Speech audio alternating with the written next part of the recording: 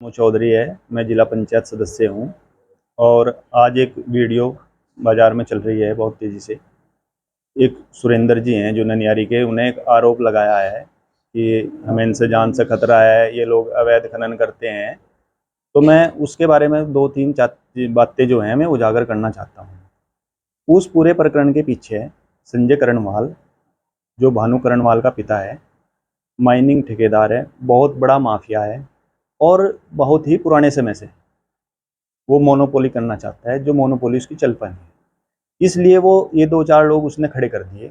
उन्हें वो खर्चा देता है, फंडिंग करता है, कभी हाई कोर्ट भेजता है, कभी एनजीटी भेजता है और उनके सब जो वे हैं आरोप में सब निराधार मिलते हैं। जैसे ही वे शिकायत करते हैं, शिकायत में वहाँ कुछ नहीं पाया जाता।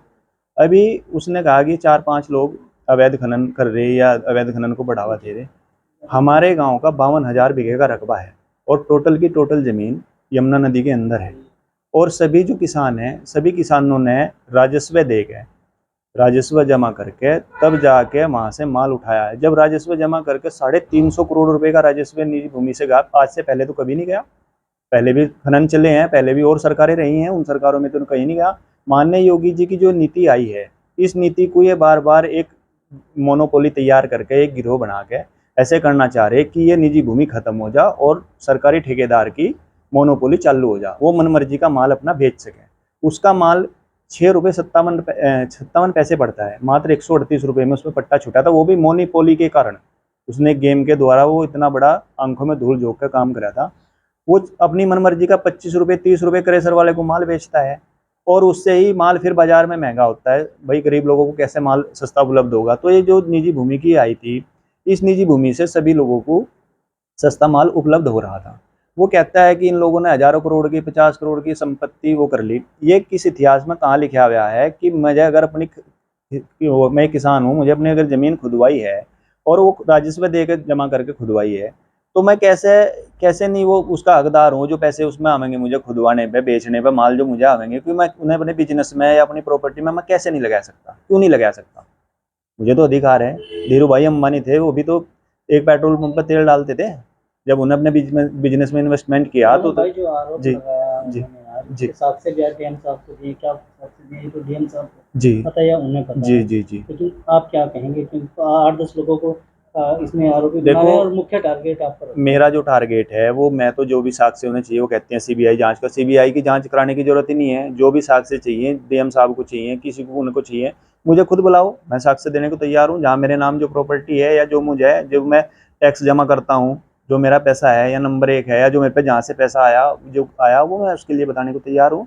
पर इसमें कुछ भी ये नहीं है, ये सिर्फ टारगेट इसलिए किया जा रहा क्योंकि हम वहाँ निजी भूमि या अपने रोजगार को बचाने के लिए, अभी कुछ दिन पहले मैंने एक हरियाणा के खनन माफियाओं के खिलाफ एक शिकायत की थी।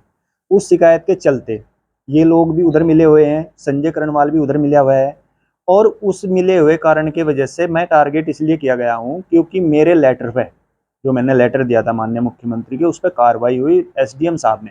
वहाँ मशीन जाके जब्त की, पकड़े गए जो खनन माफिया हैं वो हरियाणा में माल लेके जाते हैं, हरियाणा के ठेकेदारों के साथ वो मिले, इसलिए लोग बिलबिलाए हैं।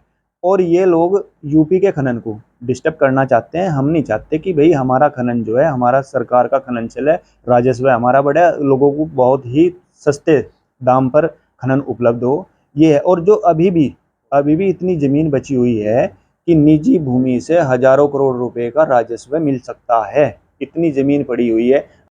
मर्डर करे हुए हैं, उनकी भी जांच करा लो, पता लग जाएगा कौन सही है और कौन गलत है। ये भी पता करा लो कहाँ से फंडिंग हो रही। आप लोगों से जान का खतरा भी होता है? भाई मैं तो खुद कह रहा, एक जो मर्डर है, एक जो इतना बड़ा क्रिमिनल है, उसे किसी से जान से कैसे खतरा हो सकता है? हम किसी को क्या करेंगे जान से खतरा? उसे तो खुद मर्डर कर रखा है उधर। इस तरह से अवैध खनन का आरोप को लगाना, क्या कुछ मानक रहते हैं और क्या आरोप को लगा रहे हैं? देखो, जो आरोप वो लगा रहे हैं, अभी आरोप की बात, एक चीज आप लोग भी नोटिस करना, वो मात्र निजी भूमि को, एक निजी भूमि के जो पट्टे माननीय योगी जी ने एक यह चलाई थी स्कीम निजी भूमि के पट्टों की, इसे ही क्यों टारगेट कर रहे हैं? वो सरकारी पट्टे को क्यों नहीं टारगेट करते हुए और पट्टों को क्यों नहीं टारगेट करते? वो हरियाणा के लोग इतने आए दिन, मेरे पास ड्रोन की वीडियो है, हमारे पहले जो माननीय एसडीएम जी थे दीप्ति देव जी, उन्हें हरियाणा से इतने लोग पकड़े, इतनी गाड़ियां पकड़ी। हमारे अखिलेश जी थे पूर्व डीएम साहब ने भी वहां खुद मौके पर जा जाकर 10-10 बार पैमाइश कराई, 10-10 बार वो लोग पकड़े। तब तब कहाँ सो रहे थे ये लोग? तब क्यों नहीं करते हैं भाई? हमारा जो क्षेत्र है वो हरियाणा के बॉर्डर से मिलता हुआ है।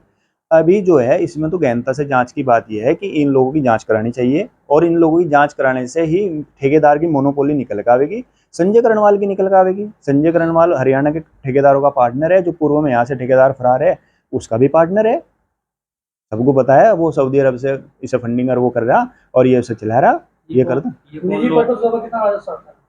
निजी पट्टों से जो राजस्व है, अभी पिछले साल का जो राजस्व 350 करोड़ रुपए का राजस्व है, 7-8 करोड़ रुपए में पूरे 5-5 साल चलाते थे पहले। अब वो राजस्व के बाद भी क्या कारण है कि ये निजी पट्टों के खिलाफ सियासत लगेगा? ये निजी पट्टों के कारण, वो निजी पट्टी का जो राजस्व आता है वो एक क्रेशर मालिक को, एक किसान को वो डायरेक्ट मिलता है। वो ठेकेदार जो है इसमें संजय करणवाल, जो भानु करणवाल उसका लड़का है जिसके पास सरकारी पट्टा है, वो अपनी मनमर्जी से माल नहीं बेच सकता कच्चा, क्रेशर वालों का उत्पीड़न नहीं कर सकता, उन लोगों का उत्पीड़न नहीं कर सकता, ये कारण है। अब उन लोगों का आरोप है कि उनकी जो निजी जमीन है उसका खनन की वजह से उसका कटान हो रहा है। निजी और कुछ वीडियो भी आई थी बरसात के दिनों में, जो उनकी जमीन थी वो धीरे धीरे कटते जा रही थी। हमारा गांव एक प्रमाण है इस चीज का, जो तीसरी जगह उठकर बसा हुआ है। जब से यमुना नदी के जहाँ सरकारी पट्टे हुए, यहाँ जहाँ लोगों किसानों की जमीन जहाँ खुदाई हो रही है, तब से आज तक तो पानी इधर आया नहीं। पानी अपने जहाँ पानी का जो मेन रास्ता है, पानी का मेन रास्ता मिला हुआ है। और जो किसान है वो कह रहे थे किसानों को चंद पैसे, सब किसानों के अकाउंट चेक करे जा, उनसे बुलाए जाओ, वो चेक कर लो किसी पे कितना पैसा गया, उन सबकी स्थिति पहले देख लो और उनकी अब की देख लो।